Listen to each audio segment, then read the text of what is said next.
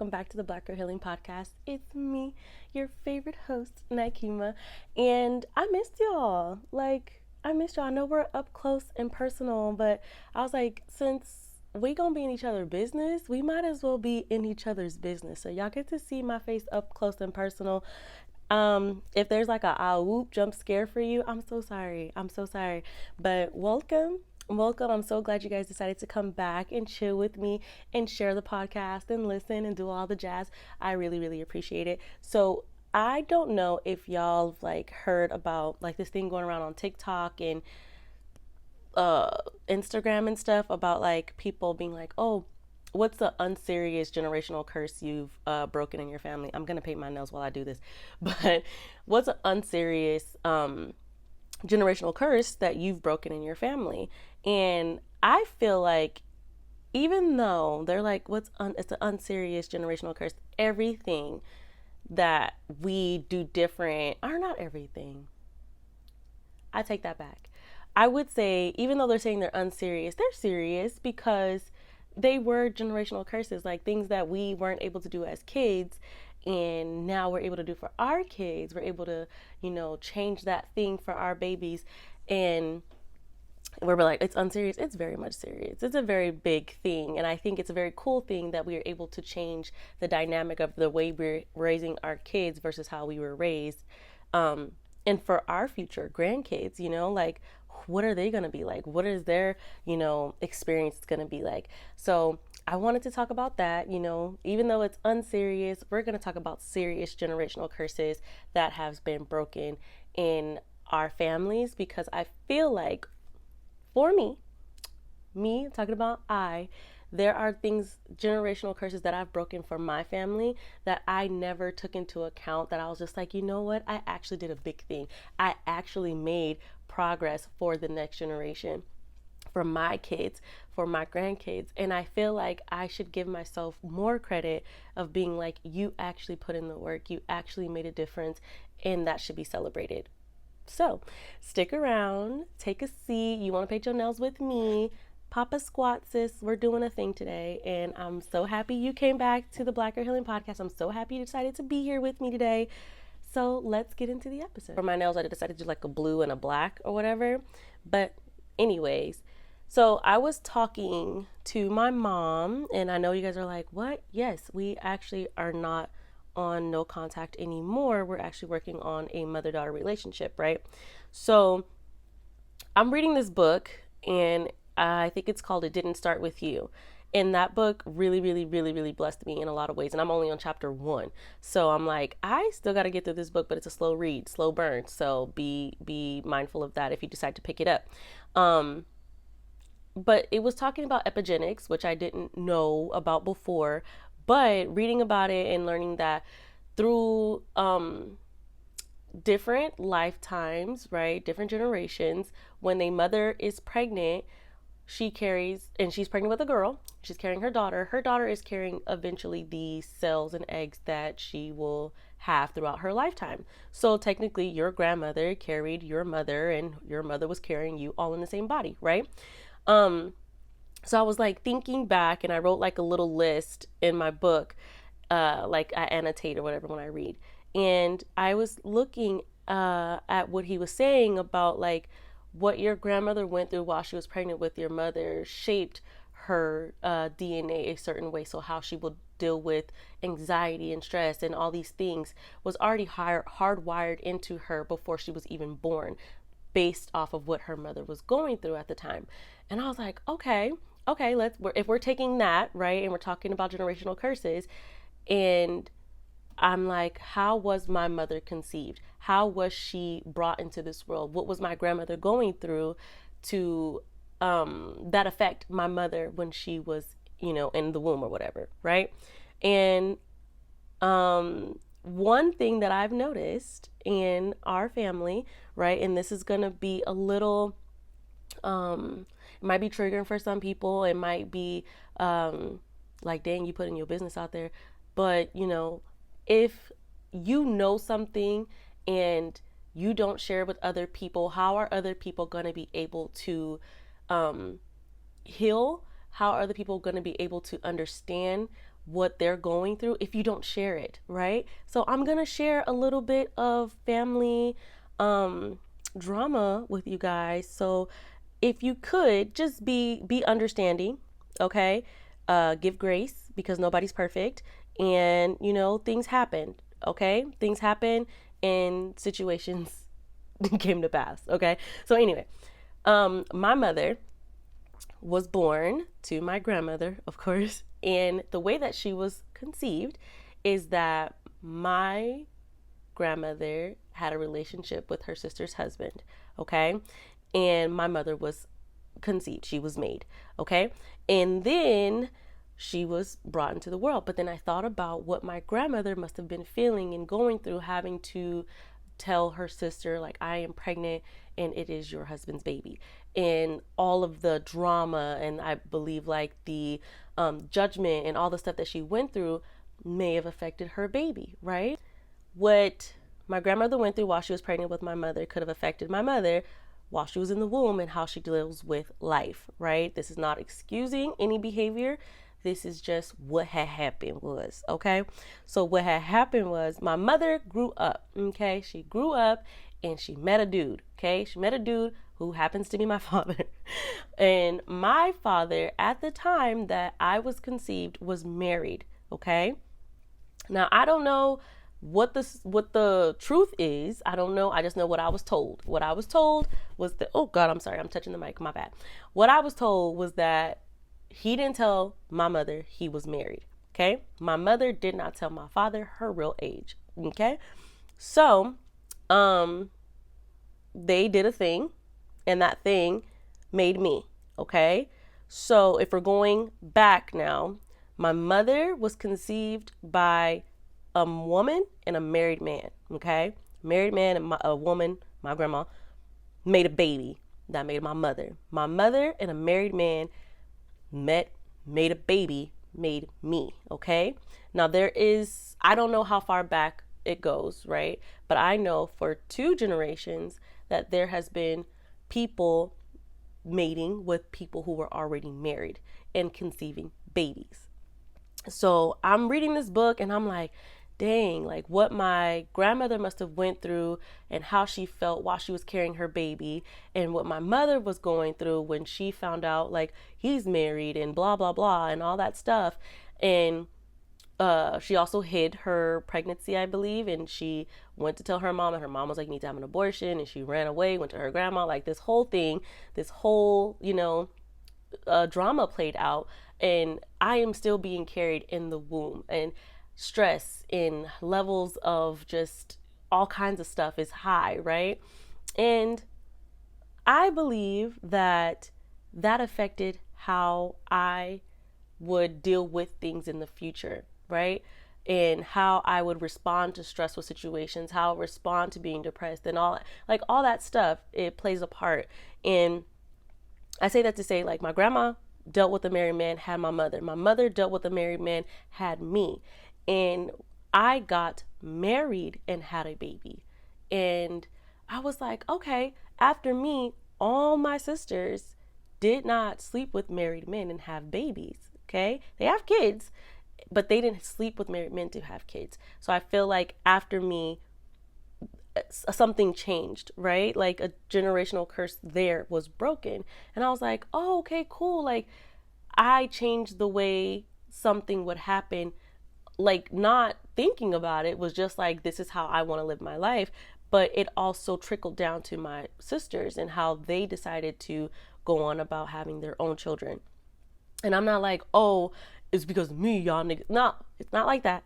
But it is like generational curses are broken because of how you choose to live your life and how you change your mind about something that happened previous before you. It makes a difference whether you think about it or whether or not you think about it, right? And I wasn't thinking about it for a long time. I was just like, oh, this is our normal. But it wasn't. It wasn't for 2 generations. It wasn't our normalcy. I don't know about my great grandmas and great greats, but if you think about it, right? If you think about slavery times, right? People was having sex not their choice, right? With married men and having babies, right? So if you think about that, and it goes back and it goes back and it goes back, and it gets to you, the situation gets to you, right? And you have a choice on whether or not how you're going to live your life. And I haven't even started painting my nails yet anyway. So yeah, I was thinking about that, and I was talking to my mother about it and like how she felt, and she was just like, oh my gosh, that is true. And I talked to my sisters, and they were like, dang, that is true. Thank you for, helping us out with that situation. And I was like, how we raise our kids is different.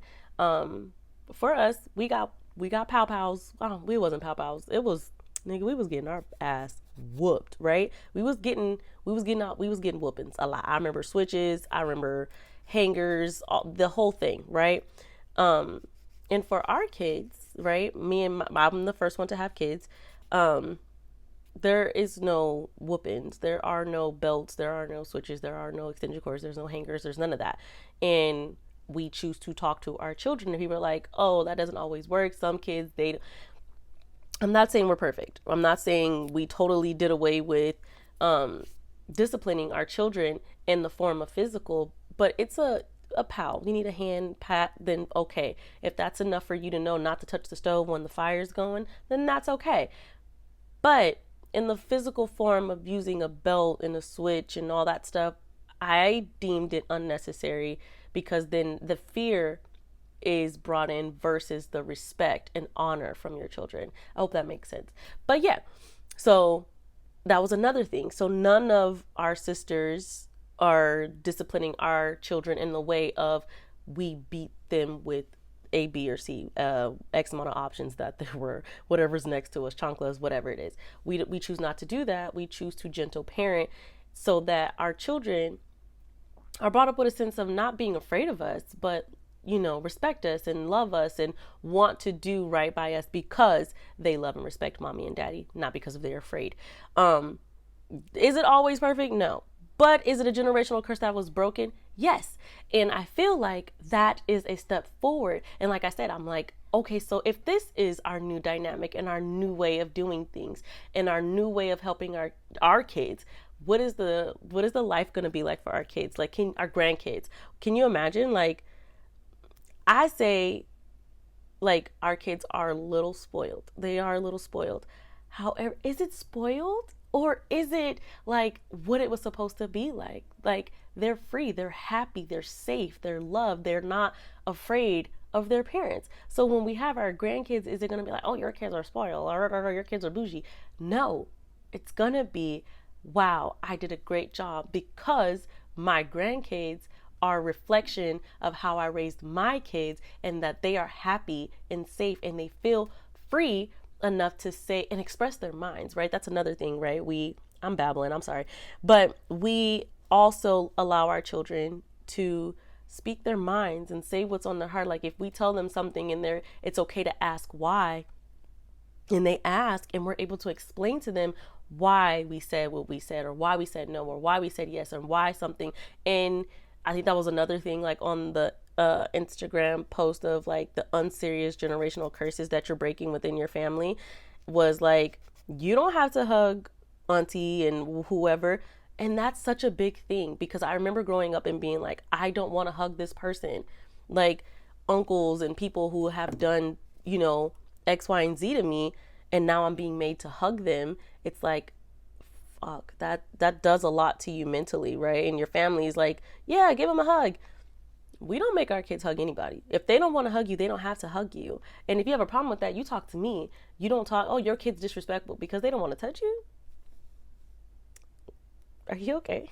Like, that's how I feel. So it's like, yeah, letting your kids have the option on whether or not they want to hug somebody, whether or not they want to kiss somebody. Not everybody is, everybody's breath ain't smelling good, and your kid don't want to kiss them, and that shouldn't be an issue. But I say that to say, be proud of yourself. Be proud of yourself, because you are doing a big thing. You are doing something that is to be celebrated, because you are changing the next generation. Generational curses are being broken because of you. I will give myself a pat on the back and be like, good job, Nana, because you didn't have to do something that you've seen the previous generation do and repeat that and let that keep going. You stopped it and you said, I don't want to do that for myself. I don't want that to be my life. And that's okay. It's not shaming the previous generation. It's not saying like pointing the finger and be like, how could you? It's people went through what they went through and we have no room to judge because we were not in their shoes. We probably couldn't do what they did, but it's also times were different. People make mistakes. Nobody's perfect. And we should never judge anybody for the things that I don't judge my grandma. Although when I heard the story, I was just like, hey, grandma should have got dragged because that was out of pocket. But, oh, another thing. So my mom also told me that the sisters never talked about it, right? They're like, they never talked about it. They never fought. They never had like any words to each other about the situation. And they just kept going on with life basically, right? And I'm like, ooh, but something should have been said, not in a sense of violence, right? Not in a sense of violence, but something should have been said, because when people don't say anything and their mouths are closed about a situation, it could do more harm than good. And I feel like my great aunt should have had words and should have said how that hurt her and how that made her feel, because she had every right to do something about it. But the fact that she didn't say anything and it wasn't spoke on, I feel like that is something that should have been brought to the surface. I may not have the words for it right now, but it should have been brought to the surface of, you hurt me. That was my husband. You are my sister. Those two lines should have never been crossed. And the fact that you did that hurt me. And because it was like a secret and nobody said anything, like history can repeat itself in those situations because nobody talked about it. It was a secret. Nobody said anything. I didn't know for years. And for that hurt to sit for so many years and no words be said, I feel like the damage was so much deeper. And that if words have been said and your sister could have known how much she hurt you, and you could have, and my grandma could have said what she needed to say to her sister, I feel like something could have been healed in that situation. I don't know what could have been healed. But I feel like when you keep things under wraps and you don't say nothing and you don't say nothing to the kids and the kids don't know what's going on and everybody's being secret, I feel like there's more damage than good that comes from that. And I could be wrong. This is just my personal opinion. I am not a doctor, but I feel like that. I could be wrong, but whatever. I'm gonna mind my business. That's all I'm saying. Be proud of yourself, because if you're breaking generational curses and you're doing things different than the generation that came before you, be proud of yourself as long as you're doing right. Like if the previous generation was setting up bank accounts and savings accounts for the kids and you like, I'm not doing that, you trifling. But if you are doing something that is positive, that's making a difference in your life, in the life of your children and the life of your partner and whatever you may have, it makes a difference. Whether or not you cheating, but you like your mama and them was cheating, your daddy cheated on your mama, and whatever the case may be, and you don't cheat, that is a difference, because it makes a difference. Okay, it makes a difference whether you know it now or not. It makes a difference. This blue is ugly and I don't like it. But yeah, it makes a difference. So be proud of yourself. Give yourself credit. It's serious, whether it's small. If you take your kids to McDonald's, you got McDonald's money, you do all of the things, you take them out, you leave the AC on, which is something that I do. If I'm hot, the AC is coming on, the heater is coming on if it's cold. This is our house. We should be comfortable. Our kids should feel free in their home. They should be happy in their home. They should be so comfortable that no matter who comes in your house, that they ain't gotta go put clothes on because so-and-so is coming over. Everybody you let through your door should be able to be around your kids without extra stuff happening. So yeah, that's how I feel about it. But yeah, I missed y'all. Did y'all miss me? Because I missed you guys. But yeah, y'all, be proud of yourselves. Give yourself a pat on the back. Be proud of the strides that you've made in your family, the differences that you've made in your family. Even if you're the first person to make them, don't be upset about it. Like, why didn't nobody do this? Why didn't find joy in the small things and be proud of you for what you've made a difference for in your life and for the life of your children and your spouse. Because I used to be tight about it too. Like, why didn't nobody do this for me? But I'm healing myself through being a parent. I'm healing myself through being in a marriage that is healthy, happy, and strong. I'm healing myself, and it feels good. It feels good. I'm not gonna hold you. It feels good. So, yeah. I will see you guys next week, and I hope you guys have a happy and healthy week. And I will see you guys next time. Peace.